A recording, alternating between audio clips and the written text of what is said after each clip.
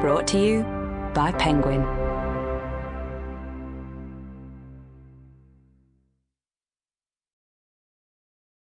The Safekeep by Yael van der Wouden. Read by Stina Nielsen and Saskia Maarleveld. To Mr. Neistat, as promised. Part 1. The Netherlands, 1961. 1. Isabel found a broken piece of ceramic under the roots of a dead gourd. Spring had brought a shock of frost, a week of wet snow, and now at the lip of summer, the vegetable garden was shrinking into itself. The beans, the radishes, the cauliflower, browned and rotting. Isabel was on her knees, gloved hands and a stringed hat, removing the dying things. The shard nicked through her glove, pierced a little hole. It wasn't a wound, and it didn't bleed.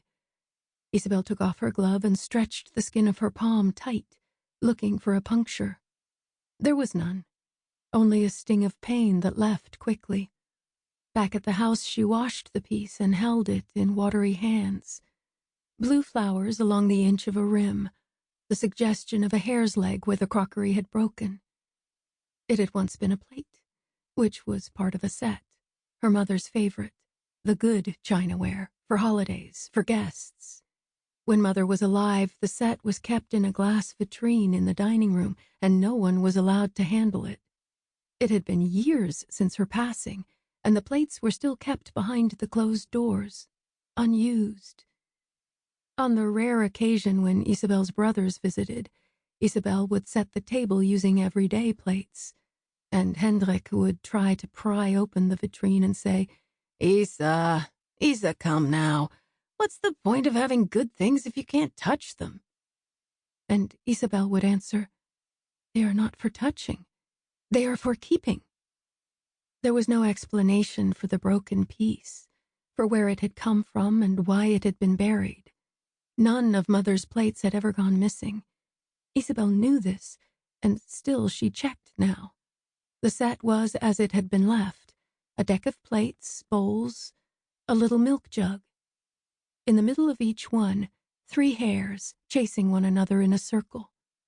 She took the piece with her on the train to Den Haag the next day, wrapped in brown paper.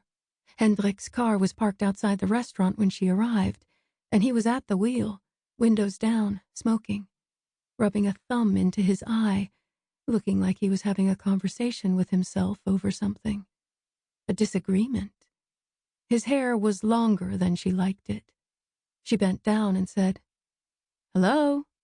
And he startled, knocked his elbow and said, Jesus Christ, Isa.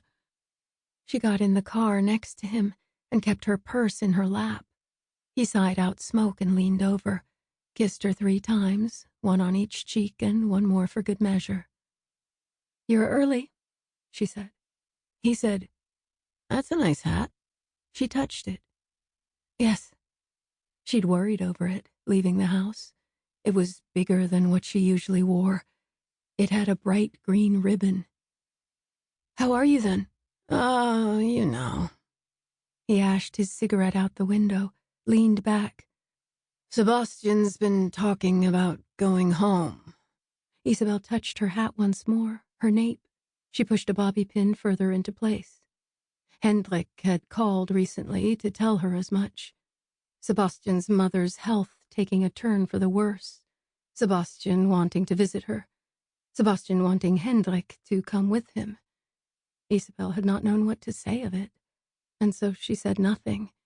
And so she ignored the information and instead updated him about the state of the garden, about Nielke, the maid, and how she might be stealing things, about Johan's disruptive visits that left her nonplussed, and about a recent car bill.